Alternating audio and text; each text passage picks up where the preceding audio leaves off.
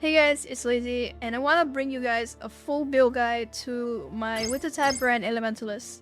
This has been a banger of a Lick starter, and honestly, the progression of this build has been one of the smoothest Lick starter I've played so far. And we are talking from 0 investment to 1 divine setups, and then to the low life version that I'm playing right now, which is roughly around 30 divines. Wintertide brand is a spell that create a brand right where your mouse is. It is a brand skill, so it attaches to enemies, and while attached, it will deal cold damage over times and chill the targets.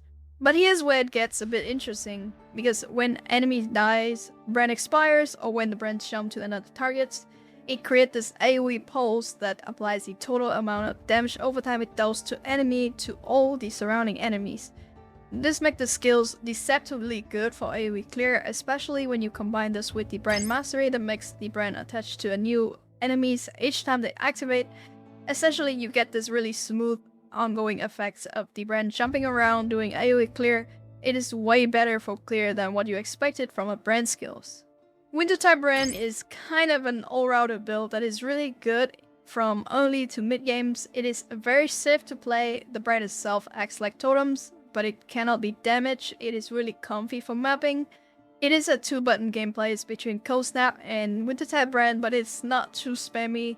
The damage is actually kind of crazy good on a budget, easily capable of taking you to all 4 Void Stone, killing all the bosses yourself.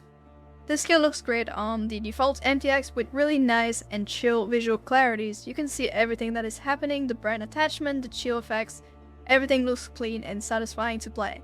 It is a great skill for mapping. It is a fast mapping build, have chill as an early game defensive option, and it feels really smooth. I chose to go with the ES and evasion setups for early progressions, really fast into T16. We get great recovery on kill as long as you are moving and clearing packs, you stay top up the whole time. Later on, I swapped to a low life setups to get more damage when I can afford the investment. Like I said, this build is great from early to mid game, but the expectation here is that it's not an endgame blasters. The investment to damage curve is kind of plateaus the more you put into the build, and that's just how Wintertide brand works. You get a lot of values on a small budget, but then when it level out, the ceilings is kind of low compared to some other skills. A lot of the borrow powers from this patch has made this build really shy up until now, but that stuff will probably be gone next league, so if you're still deciding on what to play, I'll say give this build a go while you can. The progression is really smooth from start to finish, the playstyle is super chill, perfect if you want something effective but not too demanding to pilot. So that is the overall experience with the build. Now let's dive into the actual setups and see how we make this build work. Wintertide brand has a default limit of 3 totals on the ground, and you can increase this limit to 7 with brand equity for +2 and brand mastery for another +2. So we are going from 3 to 7 brands, which is a really significant jump for the confidence in map clearing. The key things about Wintertide brand is that it does more damage per stage on the brands, and it goes up to 20 stage. The longer the brand is out and doing damage, the more damage it will do. It has this ramping mechanics where you really want to have your brand stick around and build up those stage. The important part is casting the 8th brands will replace the first brand you put out, so you don't really want to spam Wintertide brand too much once you have all your brands out already. You're basically wasting all that ramp up you have built on the earlier brands, which is not what we want. Each brand can stay detached for 6 seconds and attach for 2 seconds at the base durations. We can easily scale this up to roughly around 12 seconds detach and 4 seconds attach in the passive skill trees. This works like a timer, so as long as the brand is pulsing on the enemies, it has about 4-second timers running, and if it's not pulsing on an enemies, it has about 12 seconds detached timer running. You only need to refresh this every 4 seconds, which is pretty manageable, so the build is not that spammy. Drop, repositions, and refresh when needed. For single targets, this is where Runebiter come in. With Runebiter Keystone, we can have 3 brands attached to an enemy at the same time. So for single target damage, we calculate the brand's damage at 200% more damage from just having those multiple brands pulsing on the same targets. But it gets even better because when the brand expires, it also pulses for an additional times with that Wintertide ends for 20 stage of damage. So in PoE, I have put 233 more damage percent for the brand calculations, and that accounts for 3 brands attached plus that final expiration pulse when they expire. It is a lot of moving part, but once you get the rhythm down, 7 total brands, 2 attached on the boss, and you can kind of refresh every 1 or 2 seconds, or don't overcast. But in actual practice, you still have to cast a few more skills, so you're casting 3 brands, Cold Snaps, Frostbomb for exposures, and you're casting Elemental Weakness Curse. We are actually using 2 curse, but Frostbite will come from the toll graph that they added this league for automations on Frostbite, which means that we don't have to press 1 more skills. And then the rotation after is just recasting your brands, Cold Snaps on cooldowns, and reapply the exposures or curse when needed. For mapping, all you need to do is just to shield charge around, cast Wintertide brand, Cold Snap on cooldown to keep up the frenzy charge or to help kill the red packs, and that is pretty much it. It is very comfy, it is also very satisfying to play, and it's kinda hard to describe until you have tried it yourself. Wintertide brand can be played either as an Occultist or Elementalist, but I choose to go with Elementalist due to how front-loaded this Ascendancy is, especially with Leech of the Primordial, which a lot of people were worried about because this node is nerfed in 3.27. Gaining access to Golem as your first Ascendancy points absolutely trivialize the campaigns. Having the Golems early just carry you through the whole campaigns while you're still trying to figure out your gears and links, so it is very beginner friendly. We also get free shocks from Shaper of Storm, which is extra damage without having to invest anything into it. There's also extra exposures, which fits really nicely into the build and our rotation, especially with the new Firebond ones, which have been pretty popular this league and is also insanely cheap.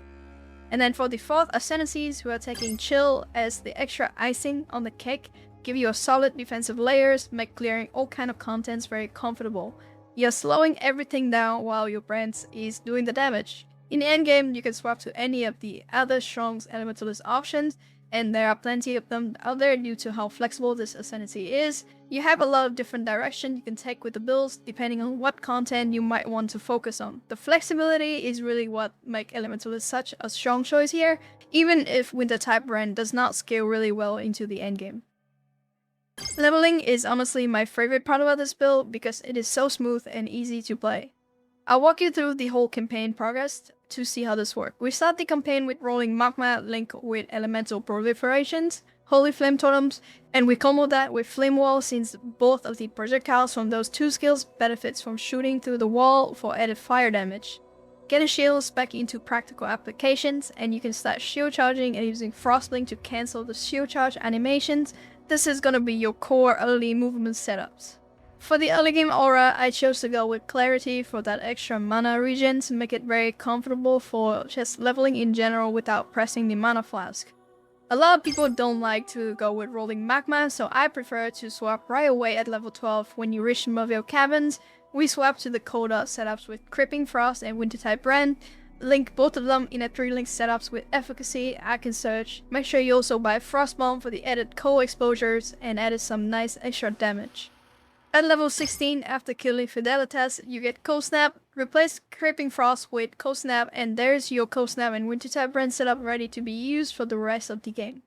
Replace I Can Search with Control Destruction after the Weaver's quest, and helps Alira for the Bandit quest for those extra elemental resistant. We also grab Skitterbot as well to get free shock and chill on the enemies. At around level 20, spec into Brand Mastery that lets your brand attach to a new enemy each time they activate, and suddenly Wintertide brands become an amazing AoE clear skills at that point. This is when the build starts to feel really good for just going to kill monster in general. Act restart, we are adding Malevolence Frostbite into our setups for tons of extra damage. Doing the library quest is optional here, but if you have a full link and want some more damage, you can add Hypothermia to the setups, or you can wait until Act 6. In Act 4, first quest, Breaking the Seal, gives us access to Golem. So start with Summon Chaos Golem to add damage into the build. This is also where you want to be doing normal laps and get Leech of the Primordial, adding 2 Mob Golems into our setups. Lightning Golems will replace Clarities, and Flame Golem adds a bunch of damage. At level 40, we completed Act 4, adding Bone Shield to our Cold Snap setups and spec into Golem Commanders for the 4th Golem, which is Stone Golems. This is when the build feels very invincible and you can kinda cruise through the campaign at this point. Add Flesh and Stone at level 54 after spexing into Sovereignty. You can drop summon Skitterboss after Shaper of Storm because we don't need Shock anymore, and use Purity of Elements or Grace and transition that to maps. The whole leveling flow is really smooth, each upgrade feels very meaningful, and you are never really struggling with damage or survivability. It is exactly what you want from a Lig starter, and the progressions just flow naturally from one power spike to the next. Speaking of which, if you prefer detail written guides for going through the campaigns, transitioning into maps, and the endgame setups, I have got everything set up and updated on Mobalytics. Everything is details out step by step from Act 1 through 10, transition to early games, budget remap setups, and the low life endgame setups. Everything should be covered there if you want to read instead of watching the videos. Some people just prefer having that written formats where you can just kind of pause, check your years, look at the passive tree progressions and all that stuff. It's organized by progression stage, so you can jump to whatever part you need helps with and follow along at your own pace. I do keep it updated as things change, and the link is in the description below. Whether you're just starting the campaign or trying to figure out the endgame transitions, it should have you covered. Alright, let's get back to the build. In terms of skill tree progressions, you want to start with the campaign setups in the loadouts. In here, you will see that I have tons of tree for you to just kind of follow through. It's also step by step, level by level, and yeah, if you want to use PoE, this is the way to do it. Also, I have a transition to map setups where I also have 2 tree progressions for you from level 68 to level 85, and then we have the budget roadmaps and endgame setups. Depending on your progressions, basically just copy the tree and you should be fine. For the skill gem setups, it's a little bit different, as in the campaigns I opted to go for a progressions kind of setups, essentially telling you when and where to get what kind of gems, because some people don't really know where to get the gems. So all you need to do is follow the quests in the campaigns and you will know when to buy, get what gems from where, and add to the link, remove what, and basically just follow this from Act 1 all the way to the end of the campaigns. Replica Allelopathy you can add at level 41, and if you follow this link setups, you will get an endgame setups right away from the campaigns. Basically destroy everything and anything your Wintertide brand touch.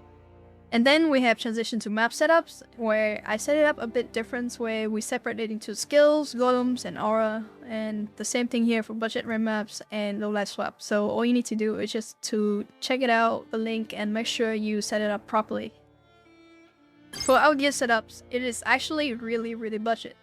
So Ramgaze right now costs about 1 chaos, and in the beginning of the league is roughly around 5C. And then Replica Allelopathy, you can get this at level 41. It grants you a level 25 Wintertide brand. With 4 subkits, it becomes a pseudo 5 link, and you are getting endgame damage all the way from the campaign, so it doesn't matter what gear you use, you will destroy the campaign regardless. For the ones, basically look for spell damage percent and cold damage multiplier, or +1 to cold spell skill gems and stuff, but it shouldn't matter too much. In transition to map setups, we are using the same thing. These 2 Unix items will get you all the way to early red maps. And basically everything else is just pick up off the ground and you're trying to cap your resistance. For the budget red map setups, once you start getting some currencies, you want to swap right away to a Firebond Hellbone 1, which is a 1 Chaos 1, and it is really insanely strong for what it does. We are getting extra 12% cold resistant exposures, +4 to level up all cold spell skill gems, and we are still using Ramgaze with Loaded Drammings for a double curse setups. Frostbite will be cast automatically whenever our Wintertide brand shield on enemies, and we will self-cast Elemental Weakness on the enemies if needed. Replica Dragonfang's Fly with +3 to Wintertide brand is actually really efficient for what it does. So make sure you grab this one as soon as possible whenever you have the currencies. And make sure you have either Loaded Drammings or Anathema so you can cast an additional curse. Make sure that the 6 link that you get also provide tons of evasion, and yes, so you have a lot of defense. But these setups will take you all the way to deep into red maps, into full voice zone, and you can even clear and farm some endgame strats if you want to. If you want to push the setups even further, I recommend going for low life swap setups, which have a few moving parts to it. The first thing here is that we are using Dark Monarch to stack golems with Primordial Bond, which means that you would need to have a few of these clusters that have Primordial Bonds in the front. Make sure you put in the POB to check out whether it's in the front or not. So I'm using 3 clusters with Primordial Bonds. They are roughly around 2 diff at the times I put on this guy. And we are using a bunch of jewels as well. So Primordial Bond Eminence, you need 3 of these. And you want to combine this with the Anima Stones. So once you have 3, you're going to activate the passive with the Anima Stone. You get an extra maximum number of summon golems, which also scales with Primordial Bond, which means that the more golems you have, the more damage you will get. And we are also going for an Aegis Aurora block and armor setups, which means most of our gears will be changing to armor and ES. For an Aegis Aurora setups, you need to have a few things that helps with the block, because you really want to cap your block. First of all, getting chance to block corruptions on Aegis Aurora, it can be a bit expensive, so just make sure that you try your best to get this, or you can just buy a normal one. On your body armors, you can get either wall implicits for chance to block attack damage. You can buy an armor's 6 link with an open prefix multi-mod for another chance to block attack damage that go up to 7% and regenerate ES per second while a rare or unique monster is nearby. And then you also get block from a few more sources. Small cluster right here where you can get, there's a few nodes that actually get block, but second skin is a pretty good one. But yeah, get ones with small cluster with plus 2% chance to block attack damage. You can get block from the Watcher's Eye as well with 7% chance to block attack damage while affected by determinations. Besides getting carbon block, we want to go for low life for extra damage with this Pain Attunement node right here. The reason why I don't go for Chaos Inoculation setups is because we have a lot of Chaos resistance from the helmets and the Chaos Golem, so it is really inefficient to actually go for Chaos Inoculations when we actually can go for a low life setups. In order to go for a low life setups, you need to do a few things. First, you need a level 20 Arrogance with Determinations to reserve your life to about 4%, where you can kind of like go for low life. Now, going for low life meaning that any chaos damage can bypass our ES and kill us, which means we will need 100% uptimes on coruscating elixirs. And you can do this by using a tie up times with utility flask gain 3 charge every 3 seconds, in combinations with the Brutal Restraint. This one right here, basically you can buy any Brutal Restraints as long as it has the role Denoted Service in the Akara of Balbala. This will change the keystone to the traders, which give you 4 charge per anti-flask loss every 5 seconds. And you can basically just remove 2 flasks from your bar, which means that we are only running 3 flasks. And this will give you 100% uptimes on the coruscating elixir. Just make sure you check in the POB for that. And then we are also using ORIFN, or you can use a normal Bismuth flask for resistance, which also helps a lot with our resistance because we are using tons of unique items. And then for the last slot, it is really flexible and up to you. You can run a Silver flask, Granite flask for more tankiness, or you can run Quicksilver flask to move even faster. Going for low life setups means we can also utilizing the Tender's Embrace from Hardening Ograph, and this will give you 100% uptimes on Annual Charge, which makes us really tanky. Going for low life meaning that you don't really have access to Life Flask to remove Corrupted Blood anymore, so you do want to have a spot where you can have Corrupted Blood cannot be inflicted on you. Later on, if you have currencies, you can spend this on one of the unique jewels, Anima Stone or Primordial Eminence if you want to, and run the Forbidden Flame and Flesh combo.